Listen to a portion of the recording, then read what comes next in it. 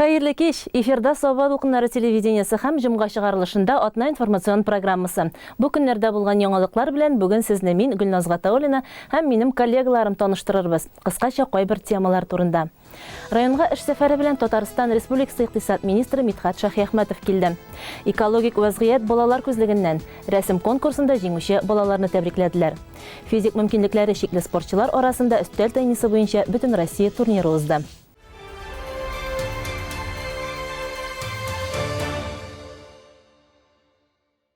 Иң элек көн кадагында торган мәсьәләгә тукталырбыз. Яңа COVID-19 инфекциясы баш калкыта.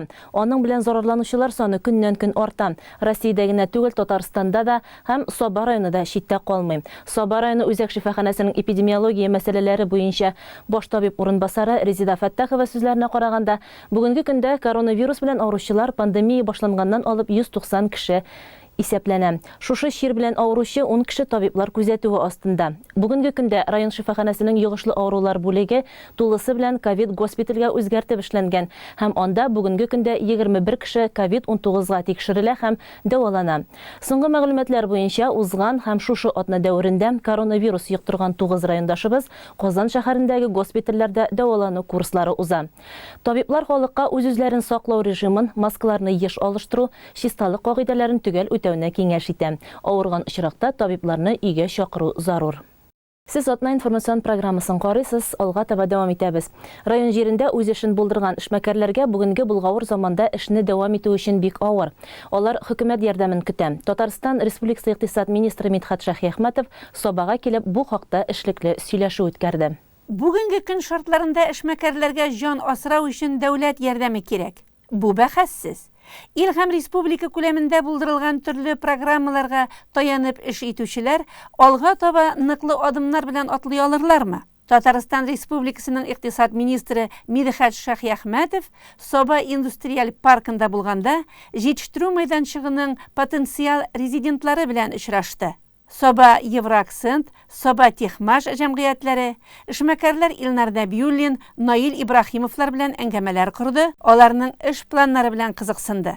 Иген корпоративының азык әзерләү цехында булды. Андагы эш процессы белән танышты. Шулай ук Алмаз мебель ясау заводында булып, андагы эшчеләр белән сөйләште. Икътисад министры Мидхәт Шаһиәхмәтовны Соба муниципаль район башлыгы Рәис Миннеханов озатып йөрде. Ә без журналистлар алар белән әңгәмә кордык. Алга бара Соба паркы. Бергә менә Рәис Нургалиевич белән аларны кыскарада биналар булса, шулай итеп үстереп җибәрергә инде. Инвесторлар эш бара. Әйтәсе килә, министрлыкта безнең бик күп инде менә кайда урнашкан алар белән киңәш уздырырга. Менә Казанда бит инде ул күптән оешкан Химград бар. Менә аларның эшлеклеләре зур. Яңа площадьлар белән төзеделәр хәзер. Мәсәф хисабыннан алар төзеделәр. Ничек итеп алар үзләренә җәлеп үзләренә безнең республиканың менә грантлары бар. Алар киләчәктә әле мин уйлыйм артыграк мәсьәләгә карарлар дип. Ул район җирлекләрендәге шушы промпаркларга хыяллыклы әле моңа шыттыгына әйбершәмешә калганы юк. Республика һәр вакытны үзенең истәмә тавыш булганын, авыл җирлекләрен бер вакытны онытканы юк. Ул бик күп социаль яктан ярдәм бик улы булды инде. Инде менә хәзер шушы технопаркларга ярдәмне арттыру бара.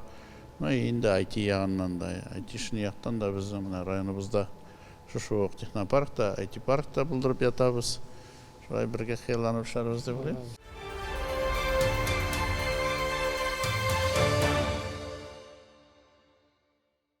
Соба муниципаль район советы каршындагы яшьләр парламенты яңа оешкан составта беренче утырышын үткәрде. Бу хакта алдагы сюжетта. Балалар иҗат үзәгенең актлар залы районыбызның иң актив яшьләрен җыйган. Биредә нәкъ менә бүген яшьләр парламентының тәүге киңәшмәсе уза. Парламент һәрбер авыл җирлегеннән лидер яшьләрне берләштерә. Бүгенге утырышта инде без шушы яшьләр парламентының җитәкчесен сайлыйбыз дип әйтергә кирәк. Анда беренче комиссия билгелибез.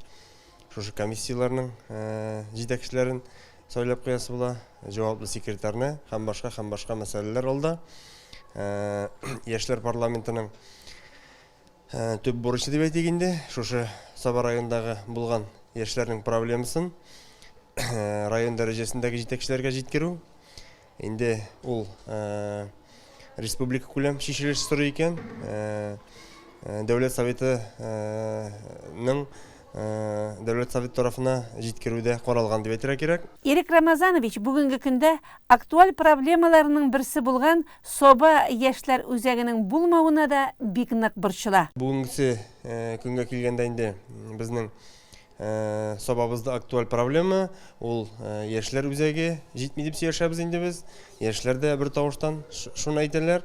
Инде менә район башлыгы тарафыннан без участок җир карадык дигән кирәк, бер иске здание карадык. Менә шуны инде республика программасына кирип алдагы елларда яшьләр таләпләренә туры килә торган итеп, көн таләпләренә туры килә торган итеп ясарга планыбыз бар. Ул булыр инде 21 ел булырмы, 22 еллар башы булырмы, пока төгәл срокларын әйтеп булмый. Менә алда шундый актуаль эшләр тора дип әйтергә кирәк. Әйе, бу киңәшмә һәр яшь иптәшнең бик актив булуын, көндәлек тормышта төрле проблемаларны күтәреп, аларның шишелешен таба алуын һәм кирәк икән район советы депутатларына да тәкъдим итә белүен таләп итә. Бүгенге көндә яшьләр сәясәтен үстерүдә нинди мөмкинлекләр тудырылган соң? Безнең чыннан да яшьләргә шактый күп мөмкинлек тудырылган. Ул инде безнең парламентта 18-35 булса, яшьләр дигән категория 14 яшьтән башлана. Мәктәптән алып безнең алар төрле чараларда катнашалар. Шулай ук физкультура һәм спорт чаралары без аларга даим үткәреп торабыз. Волонтерлык движениеларына үзеңнең теләгеңне белдереп кирип катнашып, анда эш алып барырга була. КВН хәрәкәте бара һәм башкалар. Шушы ук безнең яшьләребез менә бу пандемия вакытында өлкән буын вәкилләренә бик актив булыштылар. Утырышның көн тәртибе буенча 40 кешене берләштерелгән парламент рәисе сайланды. Бу вазифага быел кабат Айнур Хәлиев кандидатурасы тәкъдим ителде һәм яшьләр арасында бер тавыштан хупланды. Айнур Хәлиевнең бу эштә әзме күпме инде тәҗрибәсе бар. Узган елда яшьләр аны үзләренең лидерлары итеп сайлаганнар иде. Бу безнең Үткен район советы депутатлары каршында яшьләр мәнфәгатен безнең иң мөһиме яклап чыгу. Яшьләр турында закон, канунны кабул иткән вакытта безнең инде шушы яшьләр мәнфәгатен шулай ук үзебезнең шушы депутатларга җиткерү һәм үзебезнең яшьләр турында менә яшьләрне шушы җитәкчеләр каршында урышетмешли поддержать аларны инде дөрес юнәлеш бирү яшьләрнең фикере өстә калдыру безнең тора. Сез бу эштә иң мөһим мәсьәлә ни дип саныйсыз? Әлбәттә безнең менә инде федераль законга тиздән инде үзгәреш керә, үзгәреш түгел яңа закон кабул ителә дип көтелә. Иң мөһиме шушы инде безнең һәм инде 2021 елга республика бюджетын формалаштырганда бездән дә яшьләрдән дә фикерләр сорыйлар. Без инде шушы законга һәм инде шушы төзәтмәләргә, шушы бюджетны кабул иткән вакытта без үзебезнең яшьләр мәнфәгатен яклап, үзебезнең фикерләрне әлбәттә әйтәчәкбез. Айнур Хәлиевнең урынбасары итеп Шәмәрдәннең яшьлек үзәгеннән Альберт Вәлиев, Тимершык авыл җирлегеннән Алина Гарифуллиналар сайланды. Комиссияләр төзелде. Мәгариф комиссиясына Антон Никифоров, мәдәният буенча комиссияга Әдилә Хәбибуллина, авыл хуҗалыгы буенча Марат Бахманов, техник үсеш буенча Марат Захидуллин, спорт һәм туризм буенча комиссияләргә Марат Кәримовлар җитәкчелек итәчәк. Парламент үзенең эшен башлап җибәрде. Яшьлек дәрте белән янып киеп үз мәнфәгатьләрен үзләре шишә торган яшьләр булганда, аның гомере озын булыр. Яшьләр парламенты оештырылган 1 ел булды. Быел инде 2нче ел Алла бирсә сау эшләр дип торабыз. Былтыр да шушы эшне башлап җибәргән идек. Ул матур гына үз кысаларында эшләп барды. Төрле чараларда яшьләр актив катнашты. Без экологик проектта катнаштык. Районыбыз үткәргән төрле чараларда яшьләр парламенты әгъзалары үзләрен актив катнаштылар, күрсәттеләр.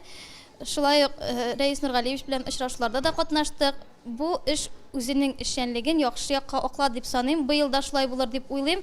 Утырышыбызның төп максаты районыбызда булган яшьләрне төрле өлкәләргә, юнәлешләргә бүлеп, ул юнәлештә эшләүне дәвам итү. Юнәлешләр ул мәгариф, сәнгать, спорт яклары. Ул якта үзен бик актив күрсәткән, районыбызга игелек күрсәтә алган, яхшы якканы үзгәртә алатылган кешеләр белән бу парламент тагы да алга китер, яхшы якка үсер дип үмитләнеп калам. Мин үзем булай мәгариф өлкәсендә тора идем, әгъзасы булып тора идем. Безнең мәгариф өлкәсендә үзебезнең дә үсешләребез бар. Булган төрле бәйгеләрдә безнең яклаган проектлар җиңеп чыктылар.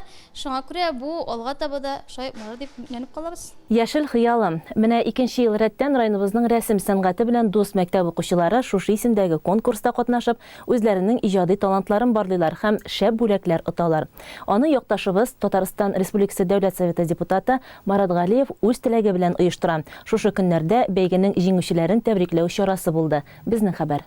Соба гимназиясы актлар залына районыбызның сәләтле укучылары җыелган. Алар кулларында пумала белән ут уйнатучылар, ягъни рәсем ясарга яратучылар. 2нче ел рәттән Татарстан Республикасы Дәүләт Советы депутаты Марат Галиев Соба районы укучылары арасында Яшел хыялым балалар иҗат конкурсын оештыра. Аның максаты булып яшь буынга иҗади сәләтләрен тормышка ашыру өчен шартлар тудыру, экологик культура дәрәҗәсен күтәрү, эстетик һәм әхлакый тәрбия бирү тора. 5 яшьтән 16 яшькәчә малайлар-кызлар пумала белән күңелләре кушканны кәгазьгә төшерәләр һәм эшләрен бәйгегә тәкъдим итәләр. Җиңүчеләрне тәбрикләргә башкаладан Марат Галиев үзе кайткан иде. Иң элек ул сәхнәгә күтәрелеп укучыларга активлыклары өчен рәхмәтләрен әйтте. Яшел хыяллары кәгазь битендә рәсем генә булып калмыйча, эшләрендә, табигатькә карата сакчыл гамәлләрендә чагылуын теләде. У нас Сабинский район славится нашей чистотой,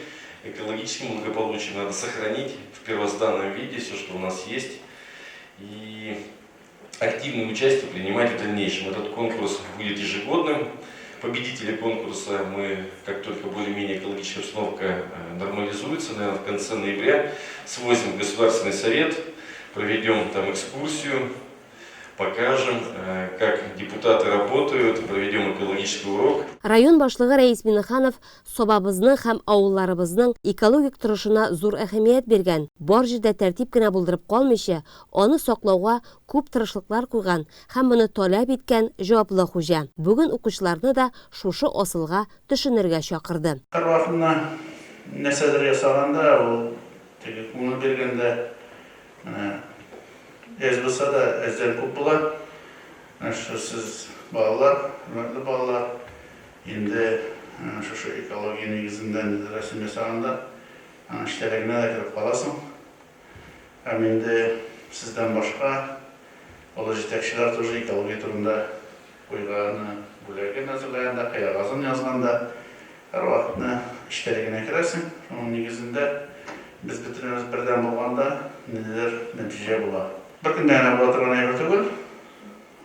Инде өзебезнең районыбызда да бөтен халык бердән булган аркасында көннән-көн үзгәрешләр бара. Шуның чисталык буенча әйтәсем килә инде. Эшләр күп әле. Һәм инде без менә шушы үзебезнең проблемаларыбызны һәм киләчәгебезне кемдер рәсемдә күрсәтә, кемдер сөйли. Шулай беребез белән аңлашып, инде безнең өчен бер килеп эшләнде. Һәрвакытны бөтенесе безнең үзебездән тора. Киләчәктә дә мин уйлыйм, без ул рәсемнәрдә үзебезнең проблемаларыбызны күрсәтә белү һәм инде аны ничек итеп шишеп, үзебезнең киләчәкне матурлау дип хыялланам. Шуның өчен Яшел хыялым бәйгесендә үзләренең экология темасына рәсемнәре белән 90 бала катнаша. Һәр эш жюри тарафыннан үз бәяләмәсен ала. Финалистлар, алар 15 кеше тәбрикләүгә чакырыла. Җиңүчеләргә бүләкләрне сәхнә түренә дәшеп тапшырдылар. Гомумән алганда Марат Галиев бер генә катнашучыны да игътибарсыз калдырмыйбыз диде. Он дает хороший толчок для экологического воспитания детей, закладки фундамента, который необходим в таком возрасте, именно обучение всем правилам, нормам поведения, как нужно, что нужно, какие ценности есть что нужно сохранить. Вот основное, конечно, это воспитание экологическое воспитание детей и те проблемы, которые у нас сейчас есть экологические, посмотреть на них глазами детей, как они видят, что они хотят видеть, какое будущее, какое настоящее. И нам уже в Государственном Совете это тоже огромная помощь для того, чтобы решения принимать и проблемы, которые, может быть, мы как-то на них не акцентируем внимание, а уже более серьезно обращать внимание и какие-то решения принимать. Яшыл хыялым рәсем конкурсында балаларның Газпром Трансгаз Казан эшчәнлеген яктырткан эшләре айрым номинация булып катнаша. Җәмгыять аларга бүләкләрне үзе әзерләй. Бүген ике рәсемнең ияләренә аларны җәмгыять җитәкчесе Рөстәм Усманов исеменнән Сабагаз идарәсе җитәкчесе Ирек Мөхетдинов тапшырды. Азалия Садридинова үз хезмәтенең шулай газчылар тарафыннан игътибарга алынуына бик шат. Ул рәсем ясау белән ныклап шөгыльләнә. Бу бүләкләр аңа тагын да яхшы сыйфатлы рәсемнәр иҗат итәргә этәргеч бирә. Мин бу конкурста беренче ел катнашам. Мин ясадым экология темасына рәсем. Анда беренче планда бар иде обый, икенче планда бар иде трактор эшли торган. Бу рәсем белән мин әйтергә теләдем, нинди безнең кешеләр эшчән, миңа үземә приятный иде. Мин тагын катнашам дип уйлаячакмын бу конкурста. Нәрсәләр бирделәр сиңа, кызык бүләкләр булды, ошадымы бүләкләр? Миңа бик ошады. Миңа берләр букет һәм мольберт белән акварельный наборлар. Килдебәк урта мәктәбеннән Зәмира Габсаттарова да газчыларның махсус бүләгенә лаек булды. Бәйгедә быел гына катнаша. Моннан соң тагын да тырышып, матуррак рәсемнәр ясарга стимул булды аңа бүген. Анда кырыйда Газпром ясаганым, анда время годаларны ясаганым, зонтик белән агачлар. Миңа шундый матур бүләкләр бирделәр. Мин шулар белән ясармын инде рәхәтләнеп. Бүләкләү соңында укучылар үзләренең экология темасына иҗат ителгән шигырь әкиятләре белән дә бүлештеләр. Депутат Марат Галиев иң активларны якын көннәрдә Дәүләт Советына чакырып, үзләренең утырышларында катнаштырырга, Казанның мактаулы урыннарында сәяхәт оештырырга вәгъдә итте. Октябрьнең соңгы якшәмбесен шоферлар көне. Икенче төрле без аны автомобильчеләр көне дип атыйбыз. Нигенә дисәң дә, бу үз тормышын тимер аттан башка күз алдына да китермәүчеләр бәйрәме. Бәйрәм якынлашкан көннәрдә без гомерен шофер һөнәренә багышлаган районыбызның иң тырыш ир-егетләрен барладык. Данис Салихов һәм Җәүдәт Исмәгыйлев Шытсу җәмгыятенең горурлыгы. Ярыш экранында алар быел иң яхшы шоферлар арасында 3-4 урыннарны биләде. Хезмәт көне вакытлыча җитәкче вазифасын башкаручы Илгиз Шәвалиев бүлмәсендә иртәнге нәрәттән башлана. Җәмгыятьтә 167 кеше эшли. Шуның 41-е төрле техникада шофер булып йөри. Урып-җыю компаниясендә алар югалтуларсыз башкарып чыккан. Быел елда безнең икмәкләрне ташыганда шоферларыбыз үзен тырыш хезмәтләрен күрсәттеләр, бирешмәделәр. КамАЗларын һәр вакыт төзеп бирергә тырыштылар. Аллага шөкер. Икмәк ташуда безнең бик тырышып инде Салихов Данис, Исмәгыйль Җәүдәт һәм Гайнуллин Фирдүс и Шигабов Каюм абыйлар эшләде. КамАЗ башчасында һәм шулай безнең әле 2 ел сателлит машиналары да бар. Аларда безнең Калимул Ринат һәм Хамидуллин Илгиз абыйлар эшләделәр инде. Алар инде зиллар инде астында амбарда, әгәр дә безнең басуда задержка бар икән, алар инде басуга чыгып чаптылар. Молодец, любой вакытта связа булдык. Эшне вакытында эшләп бардык, Аллага шөкер. Безнең инде амбар табагында да үзлек булмады, комбайнер астарыннан ташуда үзлек булмады, Аллага шөкер. Бухгалтер Зөһрә Гомәрова кулыннан юллама алуга шоферлар китәр юлга кузгала. Алар узган чакрымнарны санасаң, җир шарын әйләнеп чыгарга мөмкин булыр иде мөгаен. Максатлары куелган бурычны намус белән үтәп, билгеләнгән вакытта эш урынына кире әйләнеп кайту. Данис Салихов быел 29950 центнер ашлык ташыган. 1989 елгы КамАЗ машинасына гомер буе тугры калып, үзе генә иярлей. 89 елдан комбайн ярдәмчесе булып эшләдем. Аннары 2 ел армияда, 92-дән соң инде газик машинасында йөрдем. Аннары 1 ел йөргәннән соң зил машинасында йөрдем. 1-2 ел. Аннары инде КамАЗ машинасында йөри башладым 94 елда. 2020-га хатты шушы КАМАЗ машинасында эшлим. Менә сезнең эш көне ничек киләнгән? Сәгать ничәдә эшли башлыйсыз? Төрлечә була инде иртән эштән дә эшләп китәбез, 4-тә дә эшләп китәбез. Ничек була инде эш җае, ничек килә? Кич белән төрлечә кайтабыз инде. Хәзер тормышлар түгәрәк, тик аның авыр вакытлары да онытылмый. 95-ләр 2000 елларга хатты ниләр инде вакытлар. Ул вакытларда запчастлар бик булмады, ягулык майлау материаллары тоже булмады инде. Абылай менә бу осала системасына күчкәчтен инде запчастлар белән, ягулыклар белән задержкалар юк инде. Вакытында зарплатасын бирәләр, Аллага шөкер, айныкын айга алып барабыз. Өлкән буын шоферларыннан ни өчен әлеге һөнәрне сайладыгыз дип сорау урынсыз. Җәүдәт Исмәгыйлев ул вакытта машина самолет кебек иде ди. 80 елда тракторда эшли башладым башта. 92-дә машина эшли башладым инде.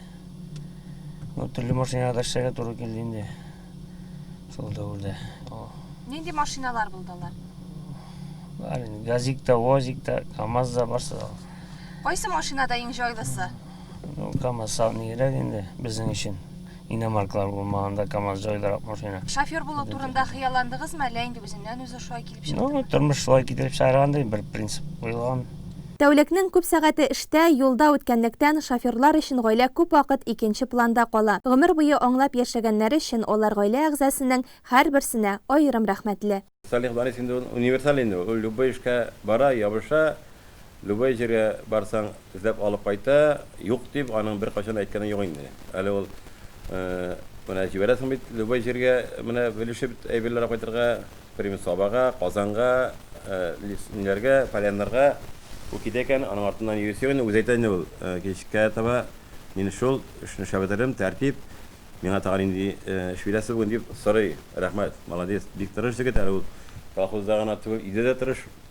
Әле ул бүгенге көндә әнисе карап яши, хатыны белән, аннан ике малай үстерәләр, ике малайлар да Казанданың, берсе эшли Казанда укып чыгып инде, икенчесе дә Казанда уку йортында укый. Аларның буш вакытта булса да ушасалар төшеп безгә мөрәҗәгать итеп инде эшкә урнаштырып, эшләп торыйгал дип эшләп торалар буш вакытларында. Шул. Йөзе таbii инде ул туры. Бездә эшли, Аллага шөкер, турыны тырыш инде ул. Любой вакытта юк дип әйтә белмәй, әйтәсең икән рәтне. Яра дип чыгытаган эшен намуслан башкара инде. Аннан шул эшне башлагачтан көн дәврендә хәбәрдә бит инде вакытта без кайтып мин кайтып җиттем, тәртип тагын бу дәреш бармы дип сорый инде ул.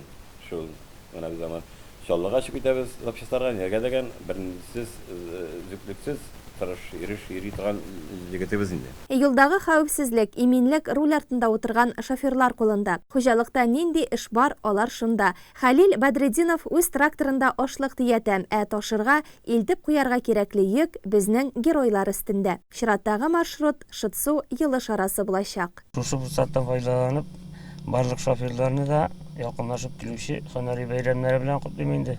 Барлык кешеләр исәнлек, саулык, тырышып эшләргә. Юлларда ак юллар инде, атылмаска имгәнмәскә. Уңышлар бар безгә. Бу алар өчен эш кенә түгел, яшәү рәвеше. Ике өлкәне хәзер һич кенә дә аерып алып булмый. Бәйрәм көнен югары хезмәт күрсәткечләре белән каршы алу хезмәт елларының заяга узмаганын дәлилли. Киләчәктә дә юллар аларга бары тик шатлык китерсен.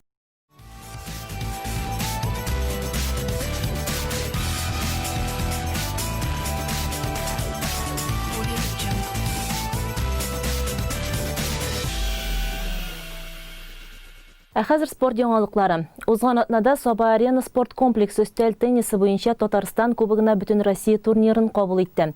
Спорт чарасы интеллектуаль кимчелекләре һәм тирә хәрәкәт системасында тайпылышлары булган кешеләр өчен оештырылган иде. Биредә безнең иҗат төркеме дә эшләде. Өстәл теннисы җир шарында иң популяр спорт уеннарының берсе. Саба-Аренада узган ярышта Татарстан шәһәрләре һәм районнарыннан кала Россиянең башка өлкәләреннән килгән спортчылар да катнашты. Кемерово, Архангельский, Челябе, Мәскәү, Киров, Саратов өлкәләреннән һәм Башкортстан, Удмуртия республикаларыннан вәкилләр бар иде. Безнең шушы 16-17 октябрь көннәрендә Саба-Арена спорт мәктәбендә Bütün Россия tenis yarışları uza, ул сәламәтлекләре чикле кешеләр арасында уза. Монда 8 Россия регионыннан кешеләр җыелды. Алар русча айтканда лица с интеллектуальными нарушениями, с поражением опорно-двигательного аппарата кешеләр уйный. Безнең спортсменнар шулай ук яхшы результатлар күрсәтте. Менә кичә личный соревнованияларда безнең Гороховатченко Галина исемле кыз беренче урынны яулады. Һәм Ануфриева Анастасия икедә калды. Гороховатченко Галина исемле кызыбыз ул әле күптән түгел генә Чебоксарда булган Россия чемпионатында беренче урынны яулап, мастер спорты дәрәҗәсен үтәде. Менә шул кызыбыз безнең беренче урынны алды кичәдә. Ярышта катнашкан райондашларыбыз көндәшләренең бик көчле булуы турында да искәртте. Участвовал в соревнованиях, очень понравилось все, организация хорошая. Турнир так-то понравился, соперники довольно-таки сильные были. Миңа бу ярыш ошады. Рәхмәт судьяларга бу ярышлар оештырган өчен. Бу киләчәктә шундый ярышлар үткәрсеннәр Сабада, всероссийскийлар һәм чемпионат Россиялар. Кичә мин беренче урын алдым. Личный разряд всероссийского турнира Кубка Татарстана. Кичә Дусмалай белән каршы беренче урынга решайттык. Между собой. Миңа шул турнир ошады һәм кандидат мастер спорта выполняйттым. Чемпионат России өчен. Ел сайын Саран шәһәренә барабыз. Шуны мотор результатлар күрсәтәбез турнирга. Шул результатлар белән тренер да ала стипендия һәм без дә алабыз. Менә шундый мотор результатлар күрсәткән өчен без тренерга бик зур рәхмәтле. Бөтен Россия ярышына Татарстан Республикасы инвалидлар спорт җәмгыяте рәисе Фәрида Сафиуллина да килгән иде. Ул районыбызда чараны оештыруга үз бәясен белдерде. Сегодня мы присутствуем в Сабинском районе, где проводится впервые Кубок Республики Татарстан. Сюда приглашены гости из России. Здесь же принимают участие наши татарстанские спортсмены. В общем, около 100 спортсменов приняли участие для того, чтобы посоревноваться и выяснить, кто из них лучше. Собрались инвалиды с поражением опорно-двигательного аппарата, а также лица с интеллектуальными нарушениями. Турнир проводится впервые благодаря тому, что Сабинский район гостеприимно раскрыл двери и принимает этот турнир, который возглавил Фархот Усманович. Благодаря ему этот турнир и состоялся. Турнир проходит на большом организационном уровне. Нам очень нравится. Каждый спортсмен получил подарок от администрации Сабинского района. Ну а каждый победитель или призер этого соревнования получит грамоту и медаль соответствующего образца. Татарстан шәһәрләре һәм районнарыннан килүчеләр дә кунакчыл Сабалыларга рәхмәтле. Улым Сапар Русланна менә шушында ярышка алып килдек бүгенге всероссийский турнирга. Сабага менә без инде хәзер күп еллар йөрибез ярышка. Күп кенә урыннар яуладык. Без бик канәгать. Сабаның шушылай якты йөз белән каршы алалар. Мондагы ярышта катнашучылар барсы да бик көчле. Biz şuşu sabalardan özümüzge ruhi güç alıp, şuşu balaga özüne örnek etip şuşu sabalarını şuşlardan kalmasına tırışıp yarışa indi barlık yarışlarda dağın. Biz bit kanagat. Rahmet. Şunday yarışlar uyuşturucularga şunday көркем sport zалы булганга бик рәхмәтлебез. Балалар сәламәтләнсен өчен аларга яшьтән спорт һәм физкультура белән шөгыльләнергә кирәклеген бар ата-аналар да аңласыннар иде. Аргама картодромында спорт сөючеләр роллерлы чаңгыларда узышу буенча республика ярышларында да катнашты. Бәйге Тайсырның 100, районның 90 еллыгына багышланган иде. Тулырак Диләрә Жаббарова хәбәрендә. Саулык иң зур байлык ди халык. Чыннан да, сәламәтлек кеше бәхетенең нигезе. Исәнлек булганда гына кеше үзенең теләк омтылышларына ирешә, тирә-якны танып белә, хезмәттән, уеннан, физик күнегүләрдән ям таба. Роллерлы чаңгыларда узышу буенча ярышларда сәламәт яшәү рәвешен пропагандалау һәм көчле спортчыларны эзләп табу максатыннан оештырылган. Приехали к вам в гости впервые, поскольку у вас праздничный старт такой, много, так сказать, тренировались. В настоящее время дети хотят стартов, потому что спорт это есть спорить. Вот хотим в последние дни осени золотой нашей посоревноваться на вашей земле. Но мы все, как говорится, мечтаем И дети мотивированы, конечно же, на победу, поскольку последние старты и в Елабуге, и у нас в Казани, в городе, так сказать, маленькие, средний возраст, старшие неплохо выступили, побывали даже и на юге на сборах некоторые участники, поэтому надеемся на победу. Ярышта Кукмара, Балташ кебек тирә күрше районнардан кала, Әлки, Түбән Кама, Яшел Үзәннән барлыгы 200дән артык кеше катнашты. Мәркәзебез Казан спортчыларының да өметләре зурдан. Чаңгы белән 5-4 ел йөрим. Казан шәһәреннән 182-нче мәктәптән 8-нче А классында укыйм. Монда сабага килдем. Урыннар аларга. Ярышларга старт бирелде. Беренче булып йөгерү юлына 2009 елда туган 11 кыз китте. Көннең салкын булуына карамастан, кәефләре яхшы, җиңүгә омтылышлары зур. Һәм менә беренче җиңүче билгеле. Ул Яшел Үзәннең 14-нче мәктәп укучысы Ксения Каюмова. Трасса, конечно, мокрая, но настроение очень хорошее. Сейчас идет 2-й год. Что тебя привело именно вот к этому виду спорта? Или ты со всеми видами спорта занимаешься? Ну, у меня просто очень хорошо получалось кататься на лыжи, я решила пойти на маяк, тренироваться. Соңгы елларда популярлашып киткән бу спорт төрен үз итүчеләр бездә дә шактый икән. Райондашларыбыз 15 призлы урынга лаек булды.